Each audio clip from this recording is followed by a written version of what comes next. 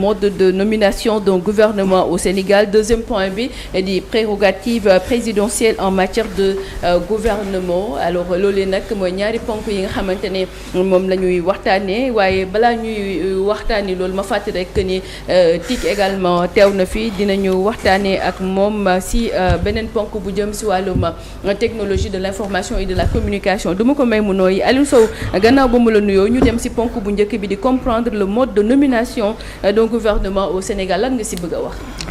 li ma si bëgg a wax mooy gouvernement évidemment au Sénégal dafa doon loo xam ne dafa nekk un contenant du pouvoir exécutif maanaam ci biir pouvoir exécutif la nekk te ci suñu type de régime l'exécutif le pouvoir exécutif est justement dirigé par le président de la République maanaam Sénégal dañu am ñetti pouvoir judiciaire parce que dañu nekk ci système de séparation des pouvoirs même bu fekkee ni je pense que ni système de séparation des pouvoirs pour mu une séparation des pouvoirs pour mu mën a leer il faut que ça soit rigide maanaam mu leer ku nekk toog sa place et puis def sa liggéey waaye bu loolu weesoo yëpp dafa am ci réew koo xam ne dañ koy fal mu doon un président de la République te ce président là dañ koy fal ci juróomi at yooyu bi ñu koy fal dañ ko ne da ngeen ko doon xëccoo bi sàngam xëccoo boobu ngeen doon def ñi ci waroon bokk te yoon waxoon leen ñu bokk ci ñu nekk ci biir ngeen dem jongante bi ngeen jongante ñi ci ëpp ci sénégalais yi ñi voté diw la ñu fal ci selon ni ñu organiser scrutin électoral bi yàlla dafa def ni ci gàttal Sénégal bërki démb il y a quoi quelques mois 16 dañu fal koo xam ne mi ngi tudd Bassirou Diomaye Faye comme ni ñu falee Macky Sall comme ni ñu falee donc Abdoulaye Wade ak Abdou Diouf ci pratiquement deuxième ak troisième mandat bi il me semblerait parce que évidemment kaw Senghor c'était un peu plus compliqué fal nañ ko ñaari yoon ci ay mode yu wute boo xam ne amul woon doole torop ak boo xam ne am na doole torop parce que ci diggante boobu dans les en 63 dañu changé mars il me semble dañu changé falin bi pour mu gën a am doole boobu nag mooy problème bi tey problème bi entre guillemets maanaam moo war a tax ñu mën a am lu leer parce que après tous les présidents de la République du Sénégal qui se sont succédés dañu am même doole boobu ba tey à la limite sax foofu la jógee ci Senghor ak histoire u Mamadou Dia bi mu amoon ak moom parce que Mamadou Dia était très fort et le président de la République du Sénégal d'alors Léopold Sédar Senghor n'était pas avait pratiquement un rôle symbolique. Il y a un problème dans le pays mu joxe xalaatam ak yooyu wax les grandes orientations mais sans pour autant mu am benn obligation parce que fi mbir mi daan xewee dëgg-dëgg moo doon ca biir assemblée nationale te kooku premier ministre bi moo ko doon lijjanti mais premier ministre moo boobu ñu ngi ko doon wooyee le président du conseil bi nga xam ne mi ngi jóge obligatoirement ci majorité bi nga xam ne moom moo gagné élection législative yi affaire bi changé ba léegi président de la République ñu koy fal au suffrage universel direct ci jongante yi ma waxoon sànq léegi nii te jongante yooyu bu ñu ko falee ba pare ba mu taxaw loolu day tekki ni yow la ñu gëm yow la ñu yaakaar pour que li nga xam ne mooy suñu mbébét nga muñ ñu ko fajal donc ça fait que ni loolu day am ay conséquences te conséquences yooyu li ci ëpp solo mooy te ñu mën koo dégg te mën koo nangu mooy c'est le président de la République moom mooy joxe vision am par rapport ak moom li mu bëgg ak li mu dégg ci mbébétu sénégalais yi pour que mu mën a faj seeni mbébét. mooy qui définit et conduit la politique de la nation. donc le président de la République au Sénégal définit et conduit. Ou fait conduire. Des fois, il peut la faire conduire cette politique de la nation par l'intermédiaire d'un premier ministre. bi nga xam ne moo koy coordonner son gouvernement. C'est ce qui se passe aujourd'hui waaye comme moom dafay conduire ba pare di faire conduire la politique de la nation ki mu koy faire conduire maanaam ki koy jàppale kenn la mooy son premier ministre waaye jàppal boobu ak confiance bi am ci digganteeg moom parce que daf ko choisir ndax moom xam na li président bi bëgg mën na ko proposer ay ministre yi nga xam ne ñoom ñooy gérer tous les départements ministériels yi nga xam ne dañu concerné wu pour que moom mu mën a doxal sa politique moom le président de la République bu gisee ma bëgg waxtaanee ci loolu c'est parce que dans les prochains jours ou même très prochaines semaines il pourrait y avoir un remaniement de gouvernement te dafa mel ni ci remaniement boobu ay ñàkk déggoo dafa am li ko njëkk jiitu mooy la sortie comme ça n'a jamais été le cas dans l'histoire de la République du Sénégal d'un premier ministre qui n'était pas forcément tout en phase avec son président de la République parce que daf ko wane ci biti ba ñun ñu dégg ko am ci xalaat li mu wax nag mooy yu ci bari d'accordul ak moom surtout ci yenn ministères yi nga xam ne moom peut-être que ni le premier ministre dafay échapper à son contrôle apparemment le président de la République moom tamit xëy na moom moo gis c'est même pas apparemment moom moo xam li ko war par rapport ak falin biñ ko fal c'est pour ça que je disais il fut des temps ci période campagne électorale que Diomaye mooy Sonko c'était pas dangereux c'était dangereux j'allais dire mais pas au sens profond du terme mais ça pourrait craindre à l'avenir parce que bu fekkee ni ça à moins que ce soit une stratégie simplement politique mais bu fekkee ni dëgg-dëgg Diomaye mooy Sonko à l'avenir dina compliqué parce que véritablement Diomaye bu fekkee ni dañ koy dégg au sens propre du terme bu boobaa day compliqué. Comment?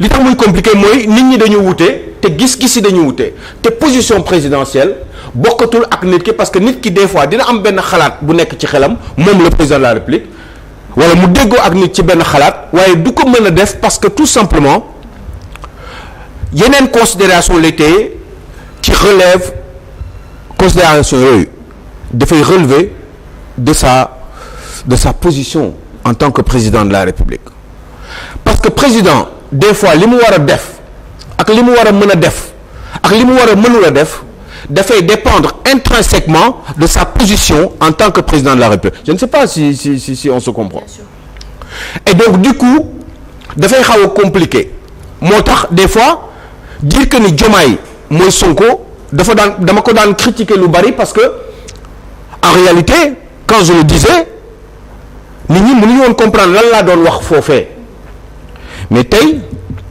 on se rend bien compte que ni Diomaye du Sonko parce que bu Diomaye doon Sonko dëgg-dëgg au sens véritablement propre du terme kon ñàkk déggoo du mën a am ba pare comme damay exemple bi may joxe ñaari seex bokk ndey ak baay nuroo ba ci ay grain de beauté bu dee ay jigéen lañu seen jëkkër yi sax mun nañ toll en niveau où dañ leen di jaawale ñaari seex yooyu toujours duñu aadama ak ci tur aadama ak awa lañu waaye am nañu différence parce que xel yi ak cerveau yi loolu maîtrise u yàlla la selon ni mu lay melokaane ak selon ni ngay juddoo ak selon ñi ngay daw xam nga tey jii nii bu ma yeewoo nga yeewu ñu dem fi ngay jëm ak man fi ma jëm bokkul donc li ngay gis expérience yi ngay dal ci journée bi ak man bokkul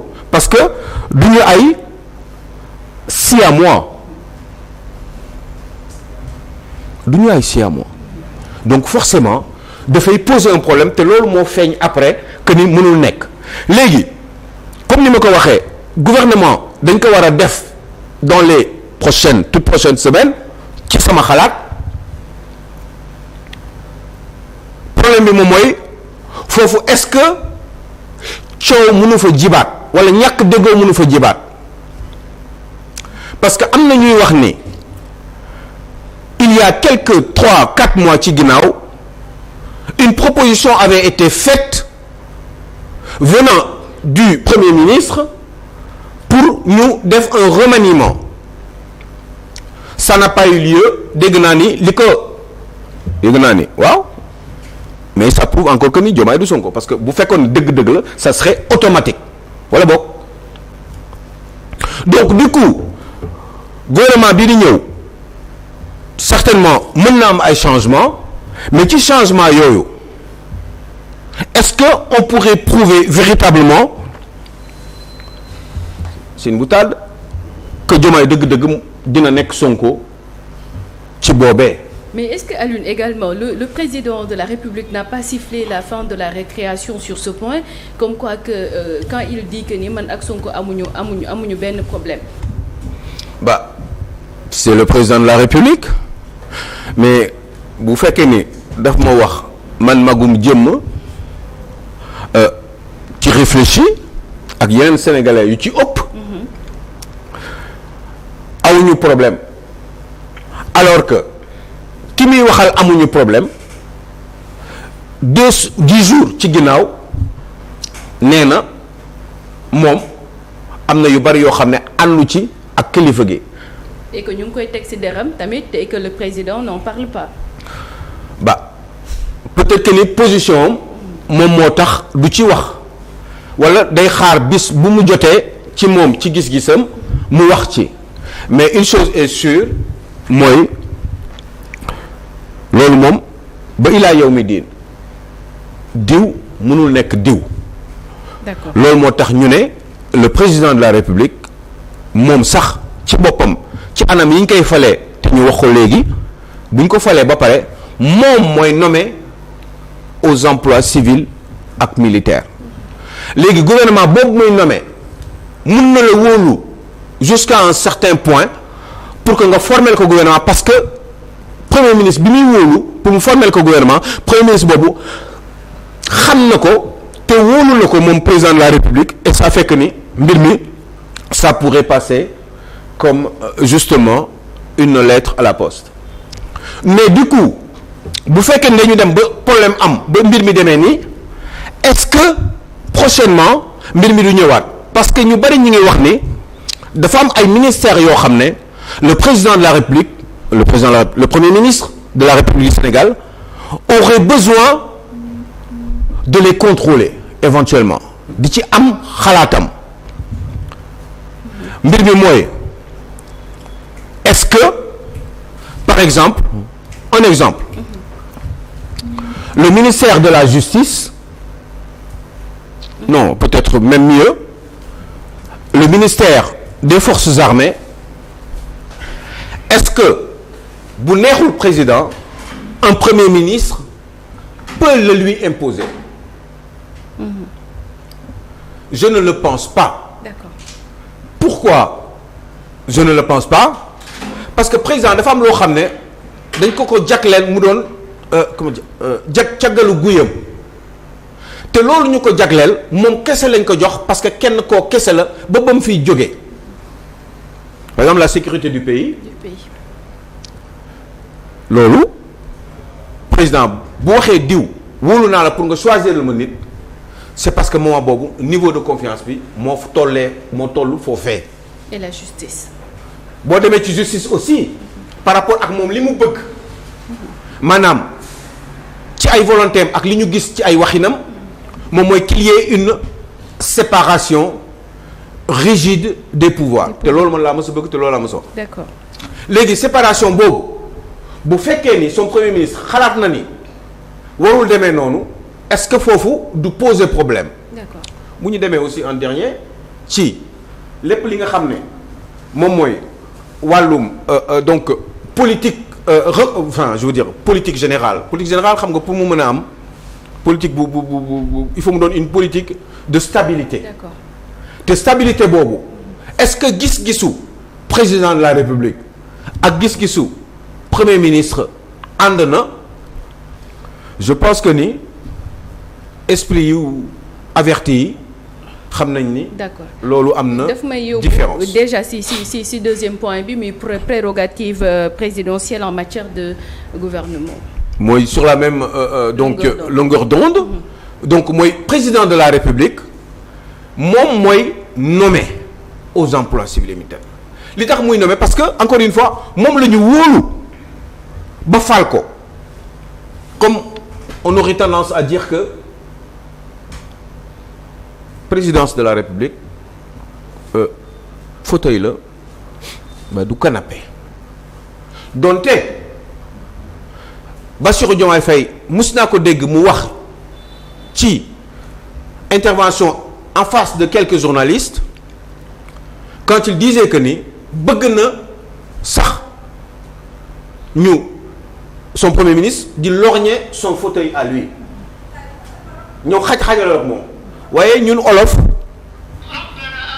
dañu am façon waxin loolu élégance la ci suñu culture benn espèce u élégance boo xam ne la nit ki mooy comme ma neew rek ne la yow yaay man maay yow waaye yàlla xam na ni loolu pour wane niveau de déggoo bi ñu am ak de complicité bi ak même reconnaissance bi am sama diggante ak yow. waaye mais foofu dañ naan ne ñaari kuy également duñ bokk mbalk. ben oui à la limite même sax même si ñaari kuy dañuy réfléchir nit moom la yàlla baaxee ba nga xam ne moo am benn niveau de réflexion boo xam ne eh ben poussé à un point que ni des fois yow yaay xam eh ben fan nga war a mën a toll par rapport ak yow sa taxawaay selon position bi nga am ci biir gouvernement bi donte yaay premier ministre. président de la République moom mooy nommé premier ministre de la République du Sénégal waaye bu ko nommé ba pare bu nommé premier ministre c'est parce que moom daf ko neex waaye orientation première yi nga xam ne moom moo war a guider destin wu Sénégal si temps boobu mooy le diiru mandat bi eh bien kooku ki koy joxe du kenn ku dul le président de la République. D'accord Kangam. léegi nag pardon j'en prie Kanda. non c'est bon hein. D'accord allez-y. Donc à moins que monsieur madame veulent intervenir. Allez-y parce que au cas où je me serais trompé. D'accord. Peut-être que on pourrait me réorienter cher monsieur madame. D'accord allez-y. Kangam kii. amu leen vous avez. non allez. ça va aller hein. Allez-y waaw. Ok donc du coup ça fait que président de la République moom mooy nommé premier ministre bi proposé ko. ay ministre waaye ministre yooyu mu koy proposé il faut mu wóor ko ni moom président loolu d'accord na ci ndax moom comme ni ma ko waxee mooy yor caggalu guyam te li ci ëpp solo donte le premier ministre mun na ko proposer comme ni ma ko proposé woon pour le cas du Sénégal le ministre de la Justice Ousmane Diagne peut-être le ministre de l'Intérieur nu mu tudd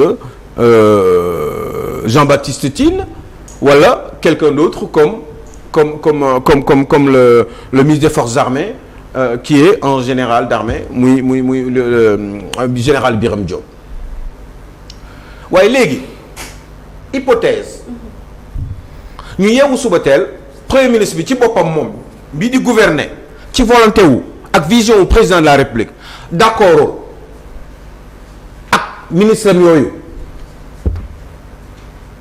est-ce que mën na leen dàq. kan ndax mën na dàq kan. premier ministre. ndax mën na dàq kan. moom mi choisiroon. defoon gouvernement proposé ko président de la République président de la République ba validé ko bés bu d'accordul parce que loolu mën na nekk ci biir mandat est-ce que moom premier ministre boobu war na leen mën a dàq wala mu dàqalu leen. soo ñu déglu question la. loolu basique la pour gars yi di comprendre. D'accord. Est-ce que premier ministre du Sénégal mën na su d'accordul ak ñi mu faloon ci turu président de la République bu d'accordutul est-ce que mën na leen génne. tontu si ñu dem tik. Oui et non.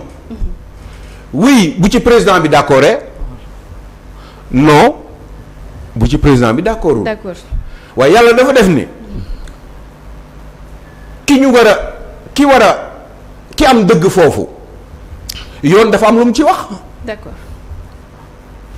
yoon dafa ne encore une fois la répétition est pédagogique. Ouais.